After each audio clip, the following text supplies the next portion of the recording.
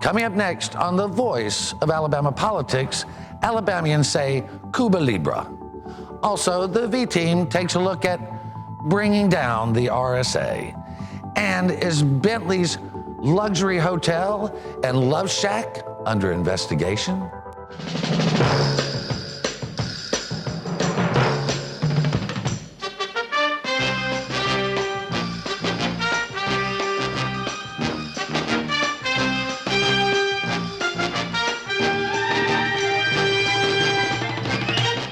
Don-ho? Arapaho? Tally-ho? Some kind of hoe? How about Bookham Dano? All this and much, much more coming up next on The V. The Voice of Alabama Politics with your host, Bill Brett. Now, the #1 political show in Alabama, The V.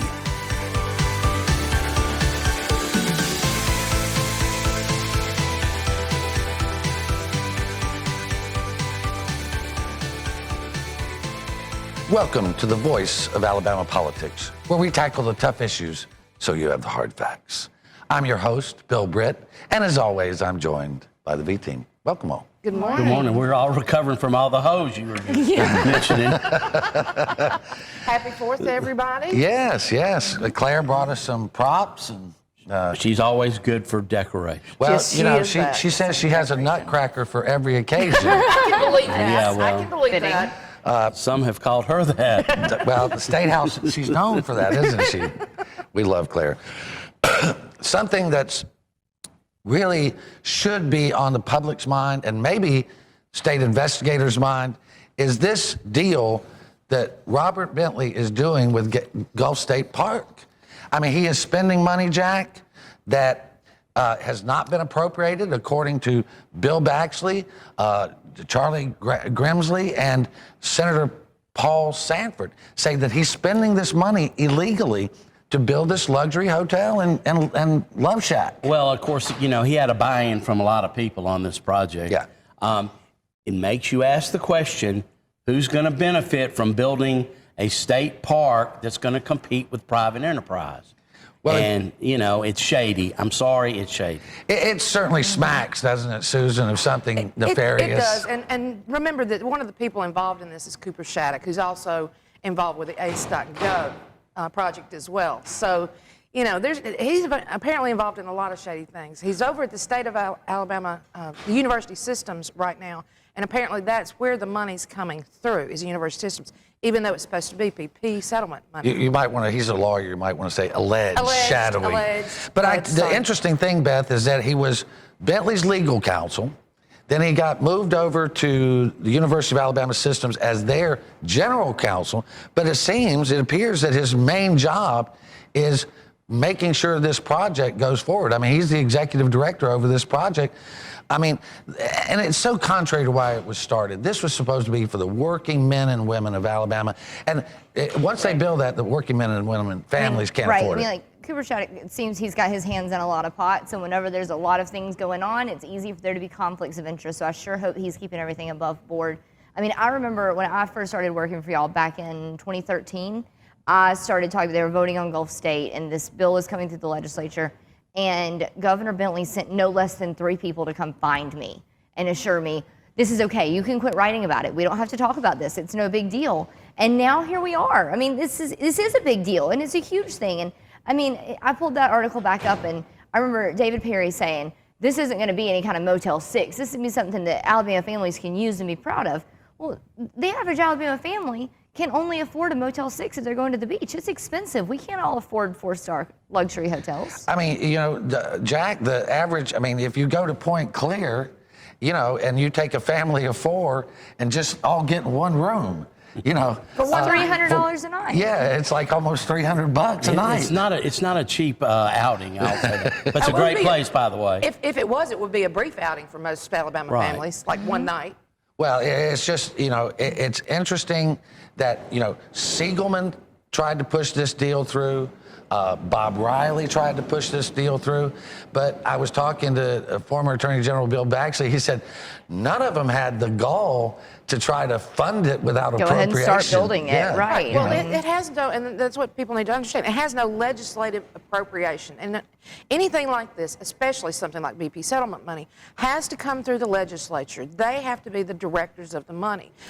Even though they've tried to do this in the past, it has not succeeded, even to the point that Sanford put on the bill an amendment about the BP money and put a time limit on it. Well, that timeline limit has expired now. So there is no legislation tied to this $85.5 billion money from BP. And I'm sorry, but I can tell you right now what we're going to hear when we start having people complain about this being a luxury property that Alabamians can't afford. They're going to say, oh, well, they can stay at the Gulf State Park campgrounds. Has anybody seen those lately? That's not, it's not even there some anymore, sort of is it? segregation as to poor people to the elites? I mean, as Jack pointed out earlier today, they've never cared about that. No, that Gulf thing was a dump. I mean, we would have judicial conferences down there when I worked at AOC, and the whole place stunk. I mean, it was like mold and mildew, and Like it most was, other state and it was parks. it was deplorable. But remember, Jack, it's like Rebecca Mason said when they closed some of the state parks. They're only for poor people. Yeah, well, Well, she was one of them not too long ago. Yeah, I understand Might that. remind a little trollop. Wow, that's a big word. Well, I even know how to spell it. Really? I looked it up to make sure I wasn't going to get in any legal trouble for I saying think you it. spelled it really well in your Is comments that, last week. is that like a little bus you get on? Yeah, yeah. All right, a trollop. Trollop I've taken bus. one of those She's in riding it San all the way to her Francisco. retirement. Anyway, we got about Be a 2 minutes State left. thing, I've heard. We got about 2 minutes left, and I want to talk about Mike Hubbard has finally sold his Auburn Network building. He sold it for $810,000 cash. What day did he sell it on, Susan? I believe it was on the same day that he was found guilty of 12 felony charges of public corruption. Coincidence, Jack? Well, maybe. Could I'm be. just know, wondering how come he on. found time to sign the paperwork that day. Well, he didn't. One of his partners did sign Because the I didn't see any paperwork. couriers running in and out that day, especially after 5 o'clock, right? No, nobody was getting No, in you and out of couldn't that even get a place. barbecue sandwich after 5 o'clock. But it's just interesting that, the same day, not saying there's anything to it, but the same day, a couple from Auburn who own a real estate company buys his business. I mean, or that building. Well, and you can somewhat choose your closing day. I have to wonder if he was hedging his bets that day. Yeah. Really? Well, The thing is, too, if he thinks he's protecting this from seizure, this is crazy. I mean, like, the state can still come after assets that you have sold once you get indicted and found guilty and all these things. If you start trying to sell off assets to protect yourself, they can still come after it. Like, this isn't going to protect anything if that's the case. Right. Well, I agree. I mean, he's got a lot of assets. We're coming with a story next week about his radio station. And, a convicted felon cannot own a radio station because It gets FCC rules. Yeah, They also can't vote. So that's going to be. No, they unless we can't. got to worry about. Well, all the votes he's made, we don't need him voting anymore. That's for sure. The state of Alabama, Jack, has said Cuba Libre. We want to do business with Cuba, and we want the United States to stop this embargo and let us go there and let us sell some chickens and other things down there. Right, and I think we've run out of 1955 Buicks to send them. So I don't know what we're going to sell them. Yeah, I've heard that Cuba's having a hard time keeping rum stocked on the island now that American tourists can go down there because they're not prepared for this influx of people coming and just consuming this quantity of alcohol. Well, John McMillan, I have to say, has done a lot of work over the last couple of years in Cuba to try to get this poultry industry into Cuba because that's one of our largest industries here in Alabama. And I think he's done a really good job. Well, John does a great job at everything he does. But this thing with Cuba, it's time to put an end to it. I mean, it's a failed system for the people, and it's the people we need to protect down there. All right, you're watching The V, the voice of Alabama politics. We'll be right back with more news and analysis.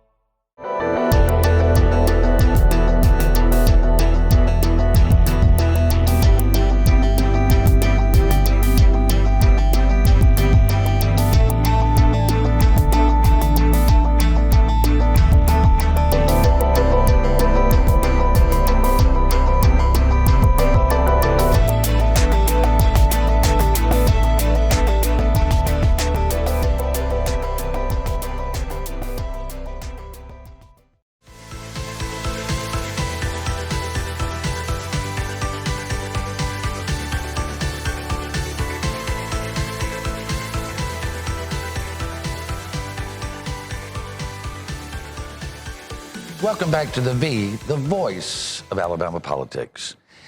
There were a lot of unhappy people in Alabama. There were people that were happy around the country when the Supreme Court of the United States struck down the Texas rule on abortion clinics. Beth, you were there. Actually, I did have the ability to be Not at at the the Supreme abortion Court. clinic. No, I was on the Supreme Court steps the day the ruling came down. I was at a rally. And, you know, this whole thing centers around all of these trap laws that have been put into effect, and the court basically instructing how to weigh what is a law that is a reasonable restriction to protect women and what is there purely to harass and intimidate these clinics. And they basically found that these burdens are undue. And, you know, Alabama is ranked one of the states that will have the most benefit or detriment, I guess, depending on which side you're coming from. But women in this state will have increased access to care more than any other state because of this ruling. Well, I mean, you know, Luther Strange came out and said that he would not continue the lawsuit we have, which is very similar to theirs. There are people on both sides of this that are very passionate, and it's understandable. You know, we are a pro-life state by and large. But this ruling, I mean, Susan, people call this a liberal court. This is not a liberal court. This is not a liberal court and has not been a liberal court historically. These are very conservative people. But, you know, if you're going to have the care, if you're going to have abortion clinics, do it right. Now, do it right where the women's health is the main concern and not how wide the halls are. And which is what I think this court is saying. Well, and I think that, you know, that fits with the program that even the Democrats have been saying for 20, 30 years. You know, they want it legal, safe and rare. Legal and rare. But, you know, And I think a big part of this, too, is that we've got more women sitting on the Supreme Court than ever before in history. And when women are allowed to make decisions about women's bodies and women are allowed to speak up about issues that matter to women, we see very different rulings than when men are making all the decisions. well, it's got to be heart-wrenching. I can't imagine what that must feel like. But, Jack, you know, we've got another issue down here, and that's with Chief Justice Roy Moore. And Chief Justice Moore, of course, has been sanctioned by JIC, and now he's going to stand trial before the JIC court, or the court. What's the court of the judiciary? Yeah. But they asked that people stop calling their office. Yeah, they did. And, you know, the court of the judiciary is comprised of judges. I think there's some citizens on it, too. But you don't call up there lobbying for somebody, because it would be like if I had a case in circuit court and my friends started calling the circuit court saying, you know, Jack Campbell's right. I mean, so people should not call and try. It's not going to influence these people. No, it's not. But I think it's interesting that they, you know, the first time they went after Chief Justice Moore, social media wasn't what it is today. I mean, that's true. And you know, I get pounded with social media, not for impeaching Justice Moore, but for stopping this process. And I don't think really, and Judge Moore's lawyers and whomever said that he didn't instigate this, and I believe that, but his people are so passionate, and given years of history of being this passionate about things and about him in general, that I'm really not surprised. Well, the thing that just kind of blows my mind on all this is when I went to look and try to figure out who all was on JIC, you go to their website, it's not listed. You can Google and search and do all these things. I mean, I think you have to file like a freedom of information request to get the names of the people. Actually, you can go to the Secretary of State, who is keeping copious records. Yeah, now of you that. can. Now you can, but when it first started, you didn't. And the Secretary of State has worked very hard to remedy that, and so they deserve a huge round of applause. They did. They're doing a really good job. John Merrill has been the best Secretary of State I can remember in history, because he's really cleaned up. You know, I called the other day for a question. I called the other day, and he answered the phone personally, just on the direct line. And on what she said. Who's your favorite, Jack? I don't care who the Secretary of State is. Speaking of that very same JIC committee, when I found a couple of mistakes on the listing on the Secretary of State's office, I made a phone call to him to make him aware of it.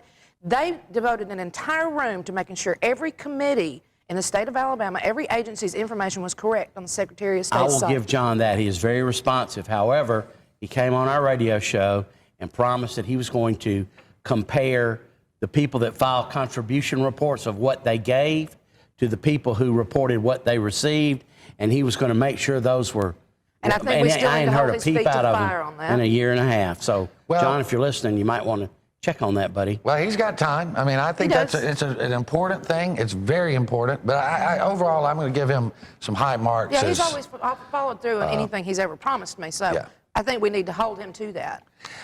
One of the more interesting things that have happened recently, you know, the court, the Supreme Court again vacated the sentence or the guilty verdict against Virginia Governor Bob McDonnell. He was charged with honest services fraud, basically bribery. A lot of people, Beth, have mistakenly thought this had some bearing on the Hubbard case. Right, and I think where that confusion is because a lot of that centered around official acts, and Hubbard's convictions centered around official acts, and so I think there's some confusion there.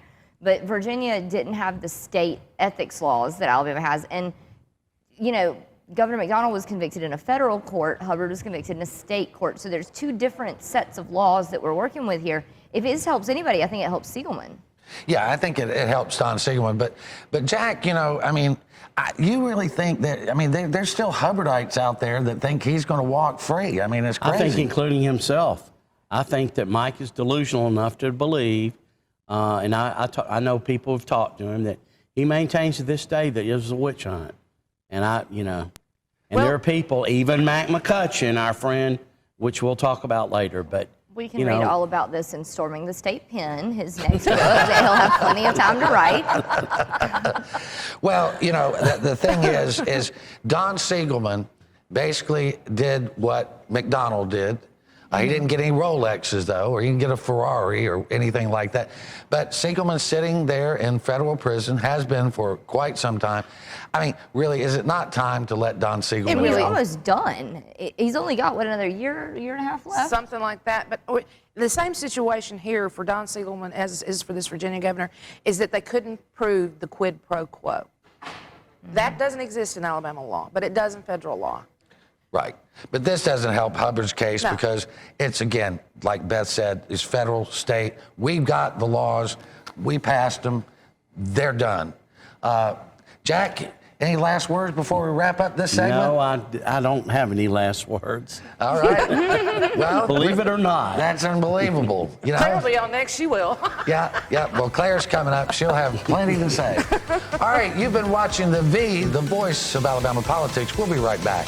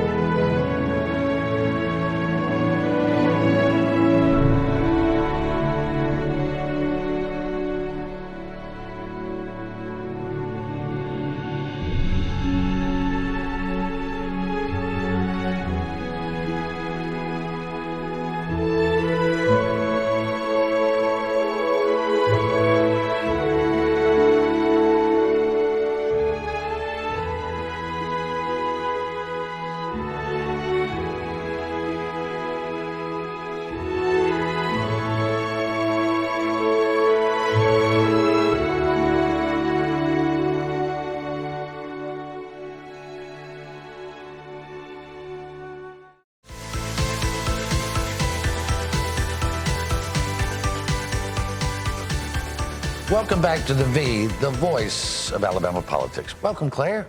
Good morning.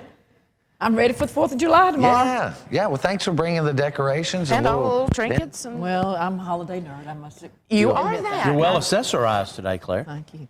Well, we're glad to have you. And I know you've been busy. And you got how many children at your house now? 3 children, 3 cats, and 2 dogs. Plus other people's And children. other people's children because it's summertime. I mean, you and Beth took 93 kids to D.C. You got like 93 kids at your place. I mean, I don't know how y'all do it.